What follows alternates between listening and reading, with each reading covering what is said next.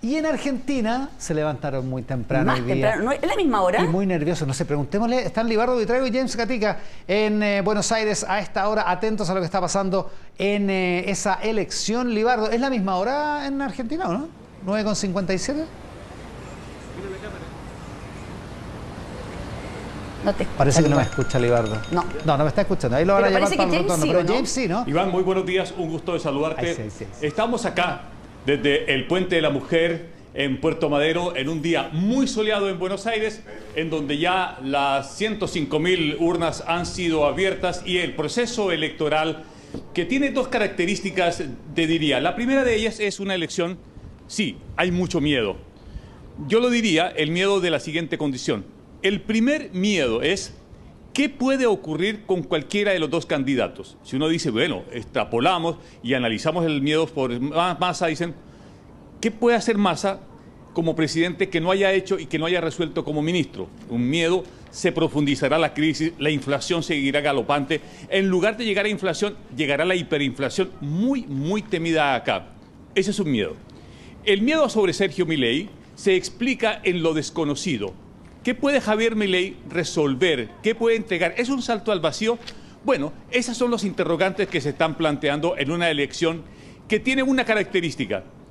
Y es la primera vez que un jugador fuera de la política pelea la presidencia de la Argentina. Y esa es la característica que tiene esta elección. Uno anteriormente veía una disputa entre peronistas, otras veces entre peronistas y de la Unión Cívica Radical, pero ahora el gran atributo que tiene esta elección es que justamente Javier Milei, desde fuera de la política, construyó en menos de 2 años un proyecto político. La Libertad Avanza y está disputando la elección.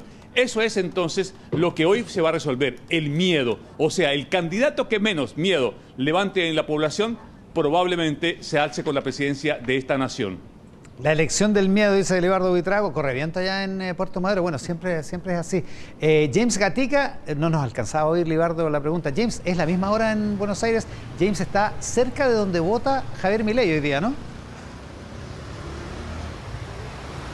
¿Cómo estás, Iván, Quique, Mónica, amigos en Chile? Justamente estamos a la misma hora que en Chile y a las 12:30 de Chile y Argentina va a llegar Javier Milei justamente a votar aquí a este centro de votación en el barrio de Almagro, donde también lo hizo, por supuesto, en la primera vuelta, donde fue realmente un caos. Los mismos argentinos decían, se armó alto quilombo por la cantidad de gente, un mar de fanáticos, hay que llamarlo, porque es realmente como un rockstar que llegó entre medio de los autos, entre medio de la masa de gente que lo trató de acompañar hasta acá, también la masa de periodistas que estábamos aquí muy atentos a cada uno de sus pasos, tratando de tener alguna declaración de él, pero hay que decir que hoy día todo ha cambiado en términos de la seguridad. Hay mucha más presencia de seguridad, se han dispuesto unas vallas papales acá, una especie de corral para que Milei pueda hablar de forma más tranquila.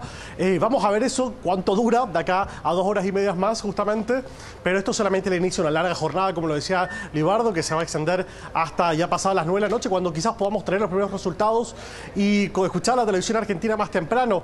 Un elemento que no hemos hablado es el tema del empate técnico, es decir, hay muchas encuestas que también se han equivocado anteriormente, encuestas que hablan que puede haber un empate técnico, que la diferencia puede ser muy pequeña, donde un 1,5 puede ser a discutir y que el candidato que esté por debajo no acepte, no entregue también, ni acepte que haya perdido, y esto se puede extender, decían, incluso una semana.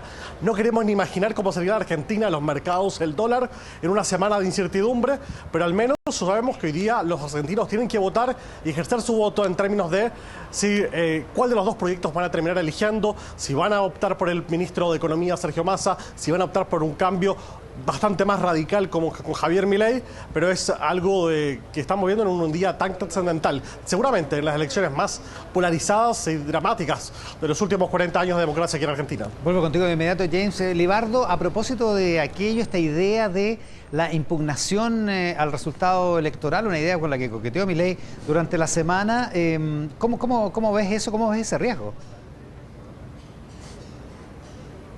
Bien, Iván. Lo que hizo la hermana de Javier Milei fue presentar durante la semana pasada con su abogado una impugnación diciendo que en el transporte que hizo Gendarmería Nacional, que es la encargada de mover las urnas, allí se habían alterado las urnas y afectado el pasado 22 de octubre la votación durante la primera vuelta, que afectaba, por supuesto, a Javier Milei.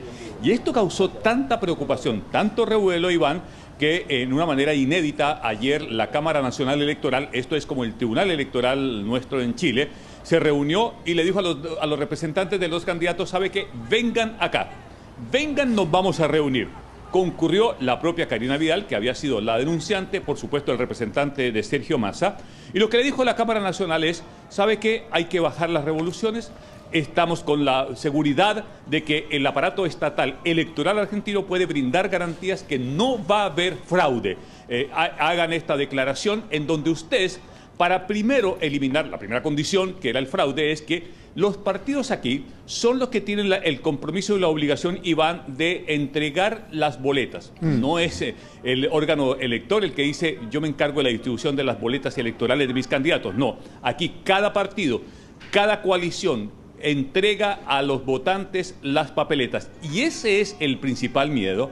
Inclusive esta mañana una diputada de la coalición que acompaña a Milei decía que ella tenía preocupación respecto a que pudieran llegar las boletas a todos los centros de votación. Y lo que ha dicho las autoridades electorales es ninguna preocupación. De hecho, ayer mismo salió a mencionar que no habían reparos, que tenía el sistema electoral argentino la seguridad que no habían condiciones para que se asegurara que iba a cometerse fraude o que había fraude, y que podían con certeza decir que concurrían los argentinos que no va a haber fraude. Eso entonces durante los últimos 3 días estuvo con bastante fuerza. Nosotros ayer salimos, Iván, a la calle a preguntarle a la gente, oiga, ¿usted cree que hay fraude? Yo te diría que la mayoría de las respuestas que recibimos, no, esperamos que no, creemos en la democracia, y los órganos encargados del proceso electoral han tenido que garantizar este proceso. Entonces, yo creo que en la denuncia sobre esta situación, las autoridades han intentado mandar un mensaje de tranquilidad para que los argentinos concurran y no se vaya a instalar la idea del fraude acá. Con Libardo Buitrago en Buenos Aires, también con James Gatica. James, a propósito de lo que cuenta Libardo sobre las calles, el ambiente hoy en Argentina es, o en la calle más bien estos últimos días es, aparte del miedo, hay una cuestión, hay un cierto tedio por lo largo de la campaña y por llegar a segunda vuelta, hay expectación, tensión, ¿cómo lo describirías? Sí, sin duda hay tensión, hay crispación en términos del resultado, de lo polarizado que han sido las opciones que tienen los argentinos. También agregar que este fin de semana es fin de semana largo aquí en Argentina. Mañana es el Día de la Soberanía Nacional, lo cual en un momento se discutió cuando ya se sabía que iban a haber un balotaje, una segunda vuelta, la opción de correr ese feriado para que la gente no tuviese la opción o hubiese motivar más al voto y que la gente no se fuera de viaje este fin de semana largo. Hay que decir que la ocupación hotelera en los grandes destinos turísticos del país está solamente al 50%, pero en las calles se ve quizás un poco menos de gente que lo común. Ahora en la mañana la gente más mayor quizás ya había ido a votar a esta altura, pero eso también podría terminar siendo un elemento importante, el ausentismo. ¿Cuántas personas no van a llegar a votar, aun cuando aquí el voto en Argentina es obligatorio, pero la multa solamente son 50 pesos, un valor que no se ha actualizado a pesar de las inflaciones de los últimos años? Hay que decir que la gente está muy expectante y también tensionada en términos de cuál podría ser el resultado, porque saben que quizás ninguno de los dos es el mejor de todos. Y muchos me dicen, voy a votar por el menos malo. También está el tema del voto en blanco, que cuando ninguna de las dos opciones son suficientes y prefieren por esta tercera opción dentro de la elección. Con James Gatica, con Libardo Buitrago, vamos a estar en contacto durante todo el día para las actualizaciones de lo que vaya ocurriendo en esta segunda vuelta electoral. Mucha suerte en el trabajo para James, para Libardo, desde Santiago. Buenos días. Con Mónica Pérez y con Quique Mujica acá en el estudio. Quique, en lo de Argentina hoy día... sí, yo no sabría decir... Hay razones para la tensión, digamos. Sí, yo no sabría decir quién va a ganar. No tengo idea, la verdad. Las encuestas son variables, vamos a ver cuánta gente va a votar. Incluso el promedio de las encuestas está como en el margen de error. Sí, sí, lo que leía el fin de semana, no me acuerdo en qué medio, que ya la gente que en la zona de Matanzas, que en el enclave de Massa, y donde está el enclave del peronismo, ¿ya? Donde se hacen todas estas películas de los lobistas, de los punteros, como dicen, todo en Matanzas, siempre en Matanzas, donde cunden la maldad política. Dicen ahí, dijeron, no vengan a los periodistas, les dijeron, no vengan si gana Milei al día siguiente. A ese nivel. Así están las cosas. Así están las cosas, la amenaza. ¿Mónica?